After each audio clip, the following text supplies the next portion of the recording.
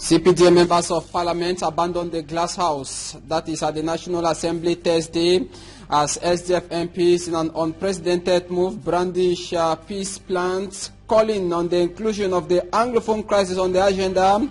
The MPs, that is from the Cameroon People's Democratic Movement political party, had to move away from the glass house. SDF MPs say until the Anglophone crisis is included on the agenda, peace will reign. Until that is the lone headline.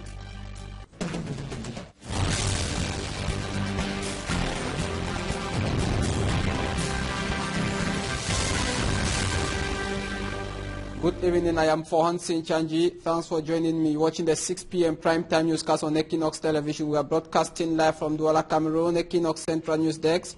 It was hot at the National Assembly, but not another fire incident. SDF MPs stormed the National Assembly with peace plans, demanding that the House Speaker includes the Anglophone crisis on the agenda for the November parliamentary session.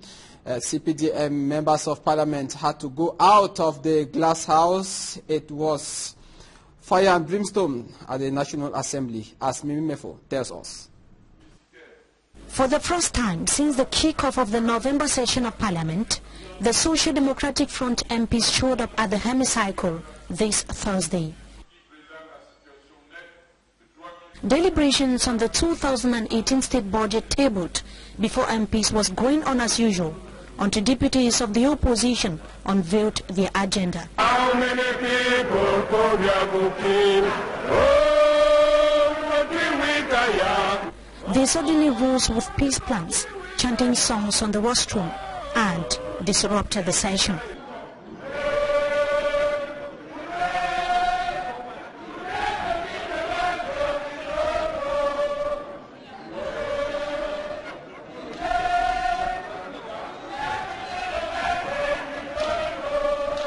How many people could you Deputies of the ruling CPDM, including the President of the National Assembly, members of government who were present in reaction, left the chamber to unknown destinations. In a deserted hall, the SDF MP said that they are not giving up and that they would take the National Assembly hostage until the Anglophone crisis is addressed. We are here as SDF parliamentarians who are still seated and waiting for the government, waiting for the Speaker to come back. Let us put the issue of the Anglophones on the table of this House. We cannot have people in the Northwest and Southwest suffering now for more than 1 year. We left Yaoundé here when this crisis started, went to Boya, went to Bamenda, went to Boya. We have forwarded memos at the level of the party, at the level of the National Assembly. We have spoken, and nobody seems to care. In disrupting the parliamentary session, the Social Democratic Front MPs are simply keeping an earlier made promise. The people's representatives are holding firm to their conviction that legislative business cannot go on as usual when massive arrest, torture and suffering continue in Anglophone regions of the country. They're killing people in the Northwest every day. Children are dying. People are suffering. There are massive arrest, torture ongoing even as we are talking.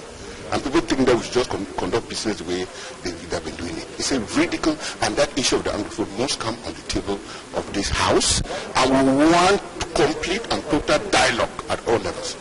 Let the dialogue that the Anglophones are talking about be convened for Cameroonians to sit on one table, one round table, and talk about the future of this nation. To the Social Democratic Front, the Anglophone crisis is the result of a destroyed system, and only a meaningful dialogue can address the current situation. Let them be honest enough to understand that historically, in 1961, there were two Cameroons, West Cameroon, Southern Cameroon, and East Cameroon. They came together under the federated system. And it's that system which was destroyed that has led to this crisis.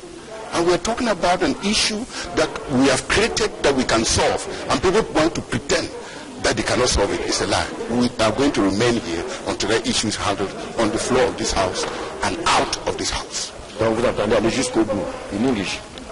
We are remaining here. So, honorable concern.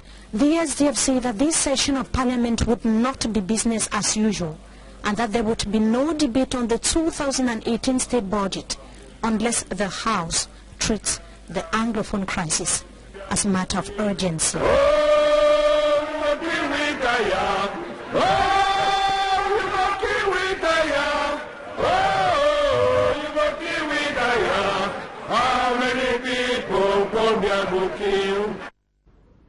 Staff Lady Mimime, for ending that report. It should be noted that the finance bill, that's for 2018 fiscal year, the head of state Pobia has instructed that the 35 billion francs CFA earlier set aside as far as elections for 2018 is concerned should be increased to 50 billion francs CFA. We'll keep you updated as soon as we are informed. Now we take you to Ezeka.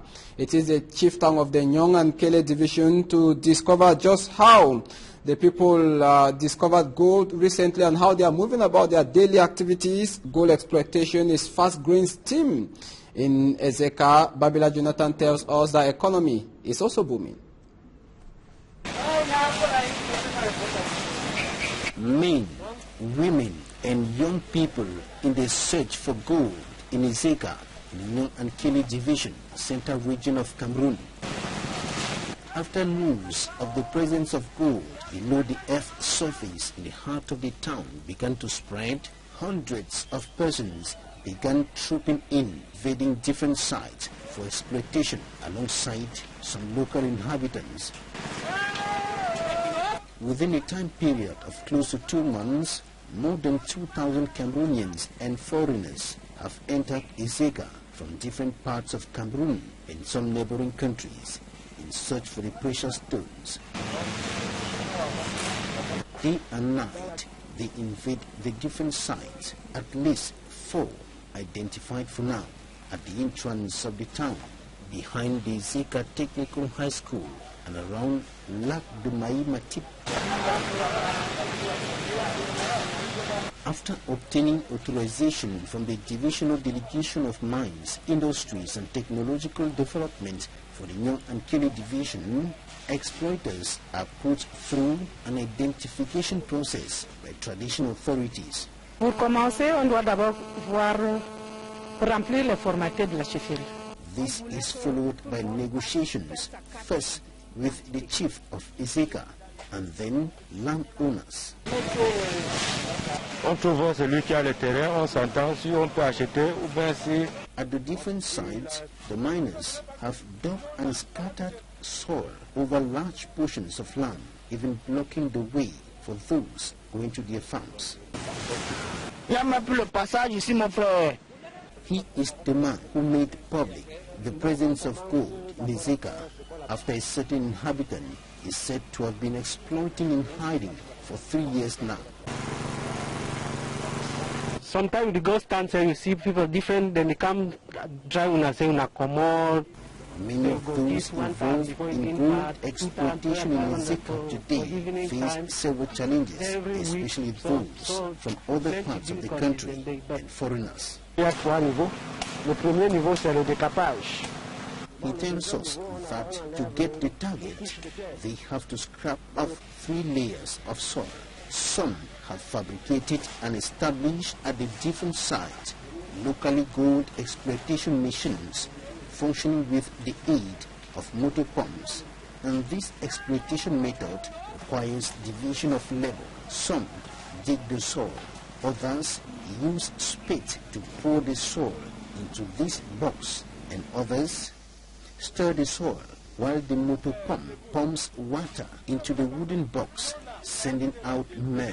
And this facilitates the process of separating gold from soil and stones. Ils peuvent toucher même 10 grammes par jour.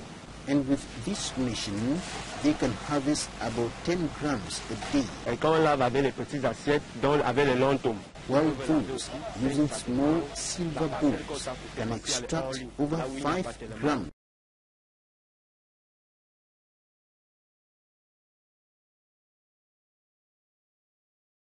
Qui prend à 22 000, il y a The des gram acheteurs is qui sold at 22 to 23,000 francs yearly. au niveau des écarts. As this activity gains steam, Ezeka is fast becoming a trade hub, while the increasing influx of persons into the locality is creating lodging problems as the number of lodging facilities in the area is very limited. Babila Jonathan, I hope you equally came back with a precious good from Ezeka, Nyongwankele Division. Thanks for that report. We now take you to the Southwest Regional Capital, Buea, where the University of Buea has held its orientation to receive students, that is freshmen, for the academic year 2017-2018. It came on the wake of a board of directors meeting which saw the adoption of a budget of 9 billion francs CFA for this year.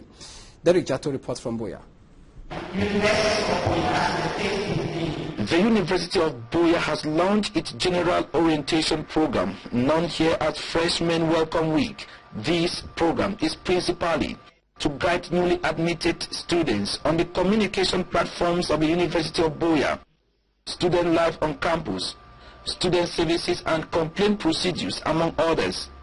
Launching the 2017-2018 orientation program, the University of Buea Vice Chancellor, Professor Horace Manga, after an interacting session with the students, sounded positive, especially on the number of students that have been admitted in the University of Buea this year. We are talking about more than 4,000 students, much more than we expected, many more than we expected.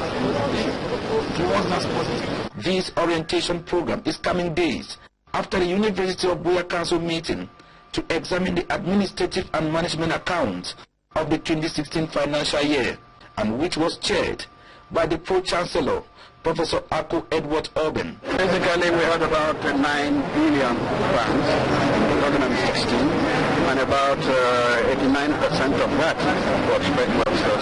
The Council has approved the management and budget accounts of the University of Buea for being the true reflection of all of the financial transactions that were done during that period. By the University of Buea academic calendar, the 2017-2018 academic year started November 27, 2017.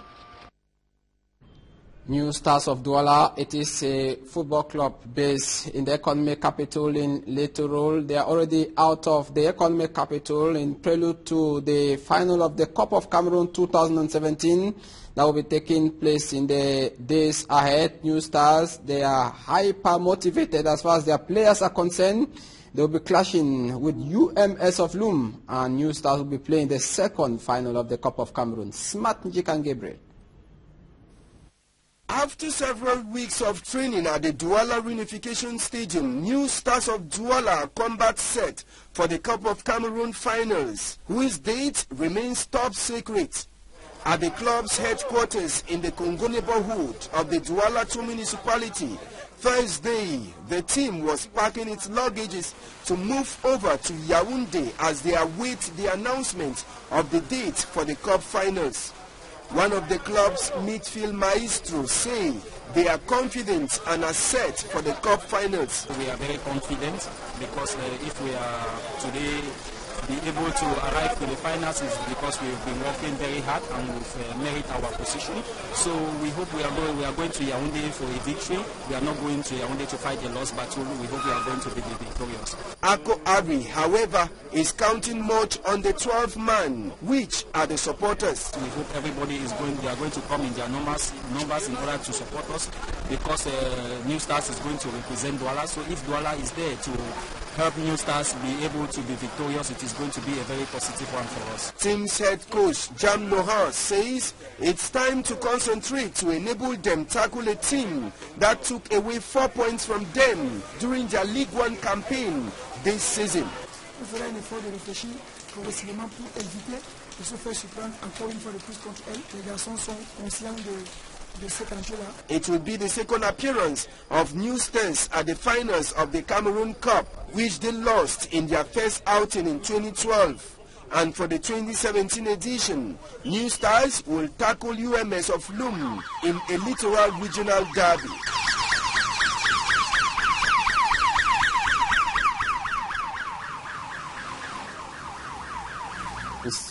Sport, we talk basketball, where the men's basketball team has intensified preparations ahead of the first window of the FIBA basketball eliminatories that will be taking place in the nation's capital, Yaoundé, this weekend. The competition that will take place at the Yaoundé Sport Complex will involve Chad, Guinea, reigning African champions Tunisia, as well as Cameroon. All teams are vying for a place at the World Cup that will be coming up next year. Once again, Smart Njikan Gabriel.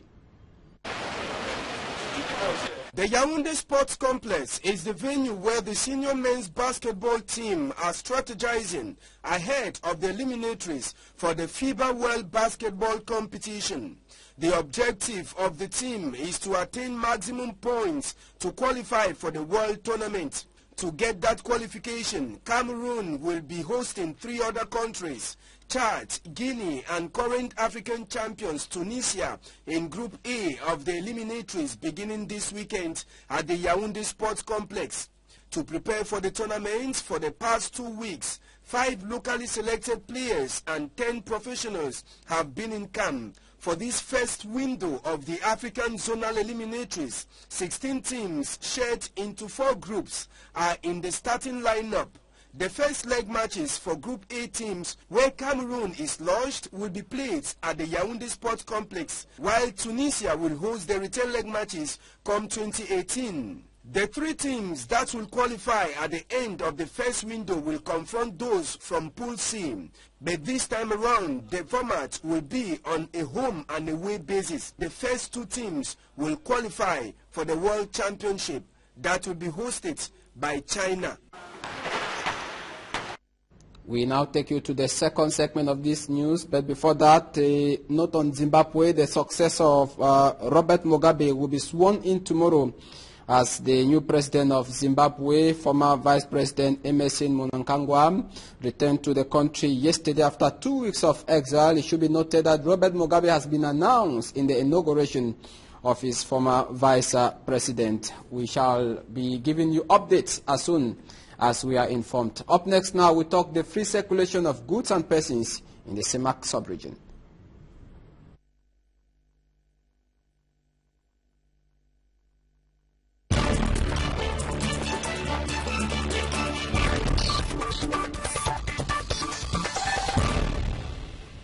Good evening. My guest tonight is Barrister Mpanda Epanti. Good evening, Barrister. Good evening, sir. Now, before we talk about the free circulation of goods and persons in the CEMAC sub-region, which you are an expert working in that domain, can you comment on the outing of SDF parliamentarians at the National Assembly today, unprecedented move? As a Cameroonian, did you expect that from an opposition party? As a Cameroonian, you should always expect anything from the MPs. They are the representative of the people, so they have the monopoly of their decision. So if they took the decision to do what they did today, then they should be responsible for it towards their citizens. You know, Cameroonians have always been saying that opposition MPs are not usually very proactive when it comes to engaging into actions like what we saw today. It is unprecedented in the history of Cameroon's National Assembly. Yeah, there's always a beginning to everything. So if the MPs decided to take this move today, then they have a reason for doing so. So at least they are doing it for their people. All right. Now, let's talk about the free circulation of goods and persons in the CEMAC sub-region. Recently, there were some information that the Cameroon's ambassador to Equatorial Guinea has continued receiving money for visas as far as circulation is concerned. Meantime, the head of state, after attending the extraordinary summit that took place recently in Chad, signed a circular or a decree stipulating that all the borders should be free as far as these neighboring countries are concerned. Now, how is the situation on the ground? You are a member of the Global Shapers. The free movement of people and goods permits Africans and most of the citizens of the member states to move from one country to another freely without having to pay all the dues that are required at the borders. We know recently the head of states actually implemented a decision that was passed long time ago. They actually, through a circular and different acts, insisted on their different authorities on the measures to take for the proper implementation of the free movement of people and goods. Yes, we know it's going to take some time, but we know in a very, very short while it will be very effective. How is the situation on the ground now? You who is following up development of this, how is the situation on the ground? Citizens still face some difficulties crossing one border to another, but as I rightly said, with time, everything will be easy for them to go from one place to another. Now, what could be the benefit of this move to countries or to citizens of these countries? The benefit of this move is it will permit Cameroonians, for example, who don't travel a lot, to move across different borders and meet their other African counterparts and understand their culture economically. It will permit the growth, the economic growth of the CEMAC countries. Cameroonians will be able to easily sell their goods to different CEMAC countries, although it's limited only to CEMAC countries. If it was to a larger community like the Central Africa region, it would have been very beneficial. But at least it's a first step, and we must applaud the first step taken by the CEMAC head of state after a very difficult and long moment with the security challenges we all know about. Now, if we invited you, yes, because tomorrow some experts will be converging on Douala to discuss on that. What will they say new as far as this situation is concerned? What will be new on the table? As I rightly said earlier ago, the experts are converging from different African countries, not only from the CEMAC countries, because during the World Economic Forum in Africa in May, it was noticed that inter-African trade, that's trade between African countries, account only for 14%. It means we Africans don't trade amongst ourselves, but we trade more with the West and different parts of the world. Then what is the problem? All the experts will be converging tomorrow to discuss on how we can increase trade between the different African countries, not only amongst the sub-regional organizations or the regional organization, but to attain a continental free trade zone according to the AU agenda of 2063. We know that the conditions put in place are not that easy. Talking easily like this can go by, but the conditions practically, how can that be possible? You know, each country has its laws that are put in place. How can that be possible? And that's why the AU is a central organization that regroups or that brings all the countries together. So the AU develops laws based and taking into consideration the different aspects in the different countries. That's why I said the experts will be meeting to discuss on the AU agenda, on the continental free trade zone. How do we attain a continental free trade zone wherein a Cameroonian can take his goods, cross the Nigerian border, go to Congo, go to South Africa, using the roads, not necessarily the sea, not necessarily through sea or air, but using the roads. It will permit us to easily sell our goods, economic growth for Africa, increase cultural understanding. Because what we noticed in Durban recently is most Africans don't know themselves. And it's very strange. Some Africans don't feel like they're Africans. So it's some sort of a cultural understanding too, which is going to spur. Now, the issue of slave trade is coming in again, modern slavery. How can that be possible when such activities continue to prevail on the African continent? Can this be an obstacle to what they are talking about, slavery? Yes. Because this can actually scare most Africans into going into some of those countries. We understand it's a current situation that's been spoken a lot now, and most African countries are taking measures to repatriate their citizens that find themselves in Libya. Those are some of the hurdles we face in terms of regional integration, where people will be scared to move from one border to another. But I'm sure the security forces in the different countries will take the necessary measures to guarantee the movement of people from one country to another. Okay. Now, to the man on the street who is following you now, somebody who wants to begin a business, start a business, and who wants to travel, you know, it's not a day's job. So how can that be possible? Or somebody who a starter, let me say a startup, business that is just beginning, you know. The Cameroonian government has put in place several measures to facilitate the creation of a business in Cameroon. Mm-hmm. All you need to do is to go to a one-stop shop and you have all the formalities, the requirements. It's very simple. Within 72 hours, you can get your company already started. After getting that company, how do you travel now? I'm not going into what we're talking about. Does it mean that is a travel, or does a travel limit itself to someone who has been in business for take 2, 3 years, 4, 5 years? Traveling does not limit itself to people who are into business, because the opening of borders is not only for the business people, it's for the nationals, because traveling... Now, we are talking about the business now, trade. Yes.